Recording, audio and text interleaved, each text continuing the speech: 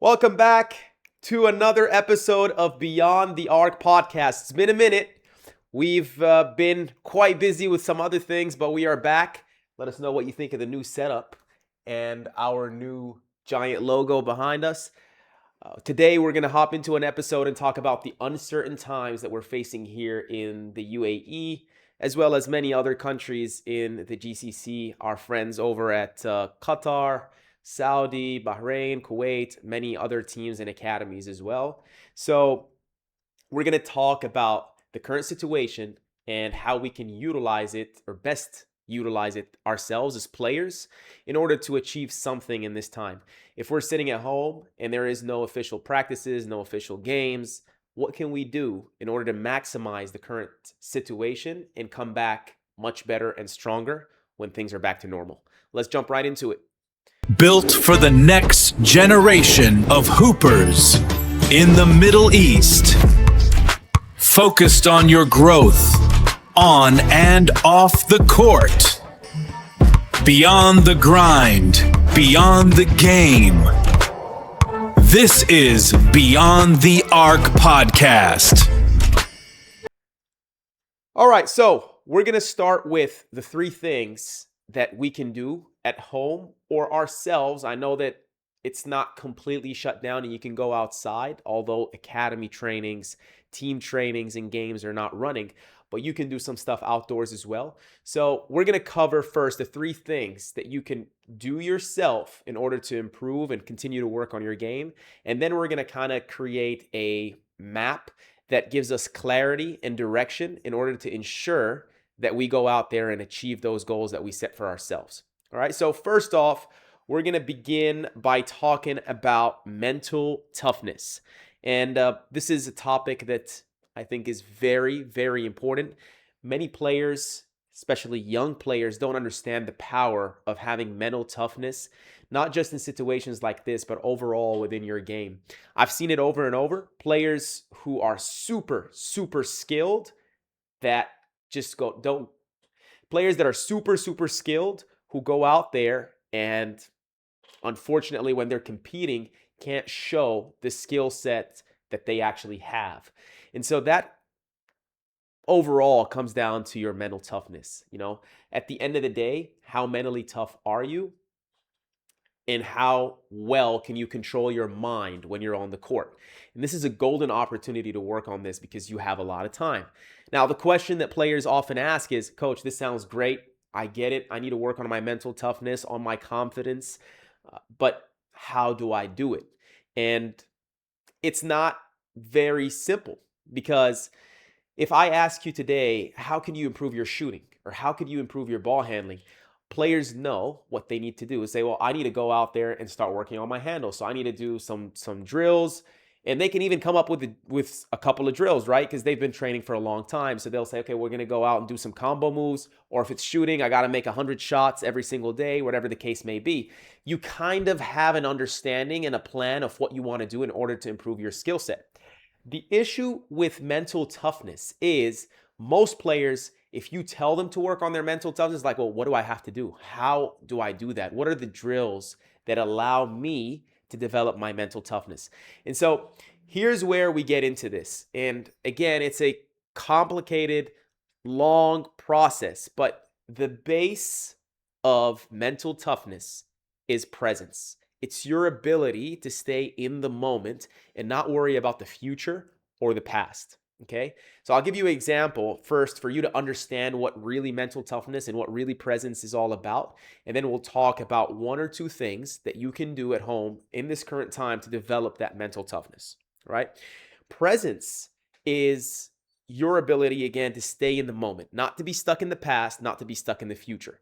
Often players who are skilled that cannot perform on the court are held back by that stuff going up in their mind. For example, you're playing and there's a crowd watching, your parents, your friends, whatever the case may be, and you are not very comfortable because you are worried about what they will think.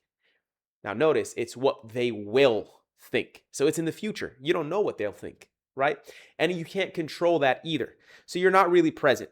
Or you mess up and you do a turnover, right? And you're supposed to be running back. Your head is supposed to be in the game, but your head is, I messed this up. What does my coach think? Is my coach going to sub me out? Again, you're worried about the future, right? So these are some examples. And obviously there's also the same situation about the past. So let's say we're taking a shot and we've missed the last three. So now your confidence is a little bit lower. You're about to take that shot and you're thinking, well, I missed the last three.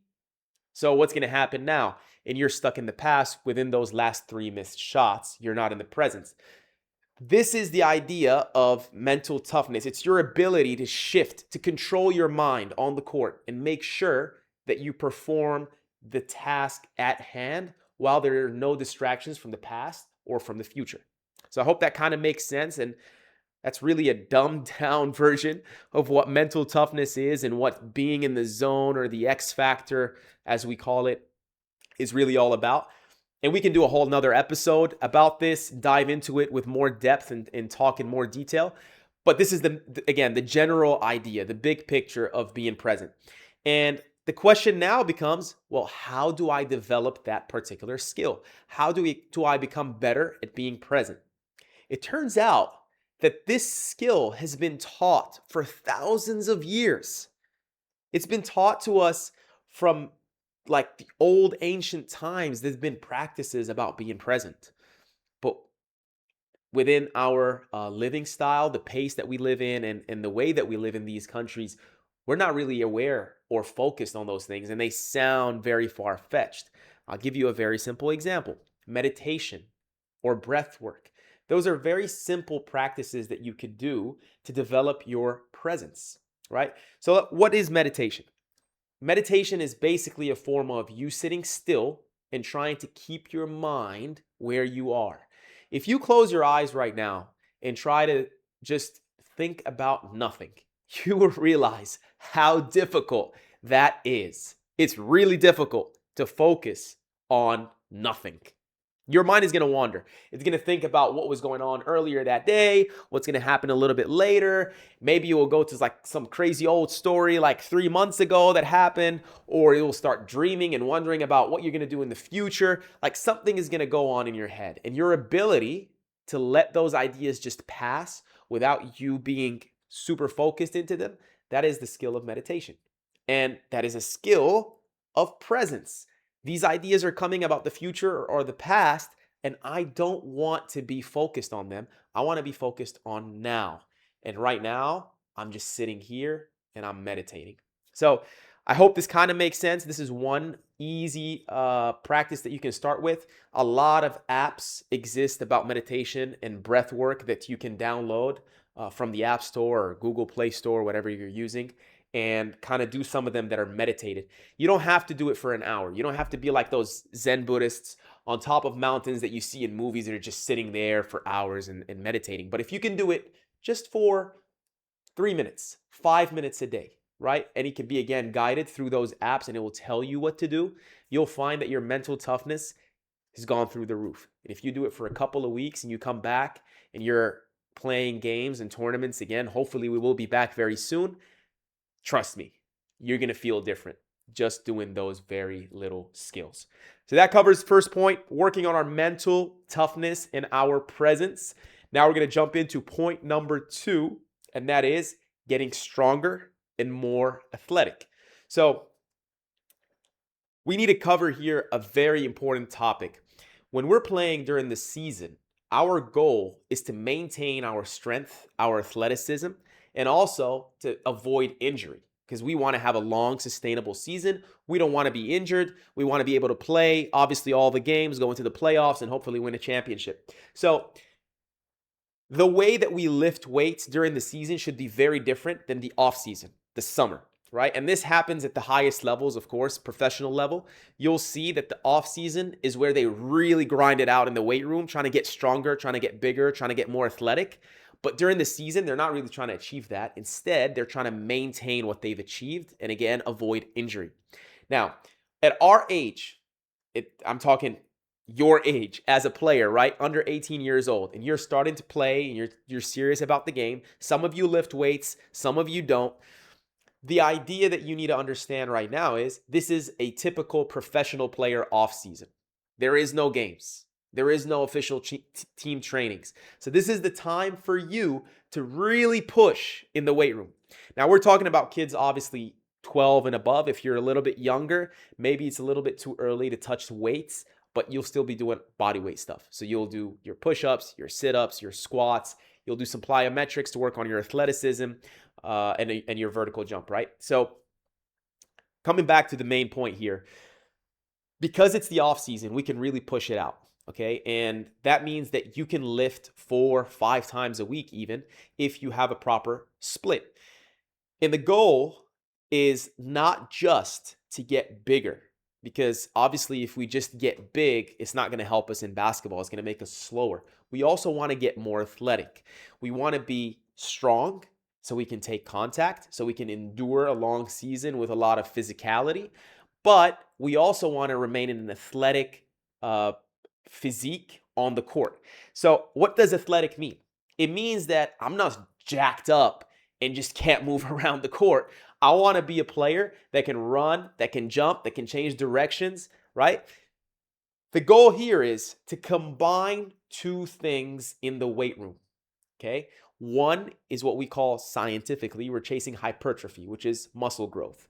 And the other one, again, is chasing athleticism and kind of finding a balance between both. Again, we can make a whole episode about this, how to make a program that balances between both, how to develop those things. Here, I'm just touching on those points, and you can kind of dive into them a little bit deeper until we make another episode, hopefully, about this topic.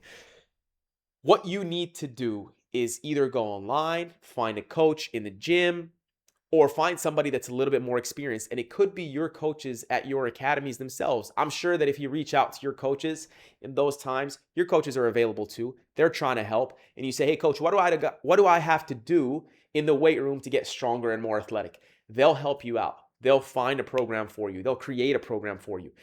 Put something that's structured and start going to the weight room. Get bigger, get stronger, get more athletic. Again, that's going to help your game dramatically. Okay, we're going on to the third point here. And this one is probably the easiest one to achieve, but also the hardest one to do consistently because it doesn't actually feel that you're training. And that is studying the game, watching film, watching full games, watching highlights, watching different coaches online, different courses. All those things are going to kind of open your mind. Right now, as of present, while I'm recording this, we're still running the March Madness. So March Madness is an incredible opportunity for you to watch real basketball that actually helps you grow as a player. And I often say this to our players at our academy: don't watch too much NBA. The NBA is not your typical basketball game. The players are just so skilled, the most skilled ever. They are very rare players that are exceptions. They're not the rule. So if you're watching the exceptions and trying to copy them, that doesn't help you. But if you watch March Madness, college basketball, if you watch the EuroLeague, which is structured basketball with a lot of systems and principles, right? It doesn't have to be the EuroLeague. Even if you watch something like the Spanish League or the Serbian League or the Turkish League, whatever the case may be, something that's professional basketball that's structured, again, it's going to be very helpful for you to learn the game. Now, how do we actually watch film and get better? We don't watch as a fan. There's a difference between watching the game as a fan and watching it as a student. The fan watches the ball. So wherever the ball is, that's where my eyes are at. And I'm always hyped for whatever cool highlight move that happens. Oh my God, he broke his ankles. Oh, that was a tough jump shot, whatever the case may be. But in reality, we're not learning anything. A good player that wants to study the game, they lock in on a player, not the ball. This is the easiest way for you to study film, okay? Find a player on whatever team or whatever game that you're watching that matches your play style. So if you're a point guard, you probably want to watch a point guard. If you're a shooting guard, you probably want to watch a shooting guard. If you're a center, you probably want to keep your eyes on a center, right? And what you do is you watch that player going up and down the floor on both ends, not just on offense, on defense too, and pick up on what they're doing. So you'll immediately notice within 5 or 6 minutes of watching the game that they have certain traits that they go to. They like to do certain moves. They like to go to certain spots on the court. They like to defend a certain way. They like to attack a certain way. They want the ball in a certain position. And you start to understand what they're looking and what they're trying to do. You'll see the same situation happen over and over. So you might see a post player receive the ball, and as he receives it, two players come at him. So his man and somebody comes over to help. And maybe the first time this player makes a kick out for the shooter and they hit a three. The next time down the line, the ball comes to him, same situation happens on defense, and he turns the ball over instead of making the pass. Now you're learning. You're seeing two players come over. Okay, when two players come over, we should kick it out to the open shooter instead of playing through two defenders and turning the ball over. So you're seeing the same scenario over and over of the same player over and over that's playing your position. So you're seeing something that's actually going to help you develop your game. That's how we study film. In, again, the big picture, the easiest way. And it's a little bit more productive than just watching and as a fan and enjoying the game. And there's nothing wrong with that, but there's a difference between this and that. And I recommend at this time that you spend time to watch good basketball and learn something from those games. You can also go on YouTube and watch many different YouTube channels that break down film. So this is not watching a full game, but more so breaking down certain traits about players, about teams, offenses, systems, decision making, and it will show you different scenarios from a game, and you'll start to watch and pick up on those things. And again, it will help you develop your IQ. Now, putting all this together, obviously, we still want to play some basketball. It depends what country you're in, if you're on, if you can access outdoor courts or not. Here in Dubai, there is no trainings, there is no games, but you can still go outdoors, you can still play with your friends, and I still recommend that you do that because you don't want to be out of touch completely from the game of basketball. You still want to play, you still want to compete. If you can go out and put a workout in with ball handling, finishing, and shooting drills, that's excellent. But again, I know that some countries are completely shut down and you can't go out to any courts. So those three things you can do without being on the court. Finally, now we're going to jump into a very important segment of this episode. So right now we've covered the three, potentially four things you can do, right? Number one, developing your mental toughness. Number two, developing your strength and athleticism. And number three is watching film. These are the three that you should definitely do. Now, if you have access to a court, then you should be out there also playing pickup and putting some workouts in. So that's three, maybe four things. And now we're going to jump to building a plan. And this is what happens with a lot of players during off seasons and summer and during situations like this. They'll listen to this podcast and they'll say, yo, this sounds awesome, coach. I'm locked in now. I'm going to go and do all this. And they'll do it for 1 or 2 days and then they'll stop. And the reason this happens is because you don't have a clear path and direction of where you're going and what you're trying to achieve. You just listen to something, you're motivated, and you're going out trying to do it. That doesn't work. That never works. And it never will work. So what can you do to ensure that you have a systemized plan that ensures that you go out there and do what you said you were going to do? It's really simple. It's 3 steps. We create what we call master goals, and I'll see if we can edit some of this and maybe put it behind me somewhere, but we create 3 levels of goals. The first one is our master goals, okay? Those are the ultimate goals that we want to achieve. Then we have, right after that, our action plan, or what we can call our immediate goals. And third, the final level is going to be our knockout goals. And if we have those 3, we have full clarity of where we're going. So let's take a scenario here. Let's say that we're working on our athleticism and strength. And our goal is to start dunking or to have a certain vertical jump. So let's say it's 36 inches. So that's my ultimate goal, right? And that is what we call the master goal, 36 inches of vertical. Once I set that, and a lot of players do set that, the next 2 parts is where players mess up. Our action plan is, how do I achieve 36 inch of vertical? Well, I need to show up to the gym 4 times a week. I need to have a vertical jump workout that I follow, and it takes me showing up 4 times a week. So my action plan is having those 4 times a week planned out: Monday, Wednesday, Friday, Saturday. Okay, I have those 4 days at this certain time. I'm always going to the gym. That's my action plan. These are my immediate goals. Okay, and then the third level is our knockout goals. And those are the goals that we need to achieve right now in order to have a chance to achieve our action plan. So if I don't have a gym membership yet, a knockout goal is something I need to do in the next 24 hours. Probably I need to purchase a gym membership. If I don't have a program that I'm going to follow, and I need a program, and I know that there's something online that I want to follow, I need to purchase that program. These are my knockout goals. Normally during a day, if we're looking at those 3 or 4 things that we just covered, maybe you will have 5 to 7 knockout goals. And then you'll have a couple of action goals or immediate goals, and then you'll have your master goals up top, okay? Your master goals should be 3 to 4 tops. Your immediate goals could be 5 to 7 goals, and similar with your knockout goals. And those change every single day. Your knockout goals are going to change every single day. So after I've purchased my memberships and I'm starting, right? Now it's the 3rd or 4th day in, my knockout goals are probably going to be something like, I need to be in the gym at 3 p.m. to do my workout. I need to be on the court at 7 p.m. to play pickup. I need to watch film. I need to watch this full game. This game starts at 11 p.m. So I've set those knockout goals and they're in front of me. And the key here is writing the goals down, because that holds you accountable.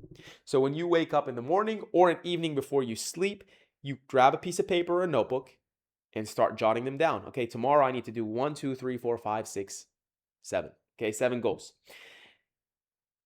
As I write those down, I have full clarity of my knockout goals. And at the end of the day, I will come back and see how many I've achieved. And hopefully I've achieved all 7. And then I set the next 7 for the next day. If I do this consistently, if every single day I hold myself accountable, seeing my knockout goals, checking them all out, and then going the next day and doing the same, and the next day doing the same, before you know it, in 2 or 3 months, I've achieved my immediate goals. And before you know it, in a couple more months or a year, depending on what your ultimate goal is, you'll find yourself there as well. Okay, so I hope this kind of makes sense. The 3-level goals: you put your master goals, you put your action plan, which is, again, your immediate goals, you put your knockout goals, and then you jot down all of them. And every single day you're coming back to your knockout, you're checking them out, writing down new knockout goals and trying to chase them. Now you have a consistent plan of where you're going, your direction, and a source of accountability that you can follow every single day to achieve the goals that you've set for yourself. I hope this kind of makes sense. I hope we've brought in some value with this episode. Hopefully things go back to normal before we know it in a couple of days or weeks. And we'll be back to practices and games as we've always been. We miss all of our players. I'm sure all of your coaches, whatever academy, whatever team you're playing with, they miss you too. They want to be back on the court as soon as possible. So let's stay together in this period of time. Lock in on yourself. Make sure you do those things. Get your game to the next level so when we're finally back, you can go out there and dominate. Thanks for listening.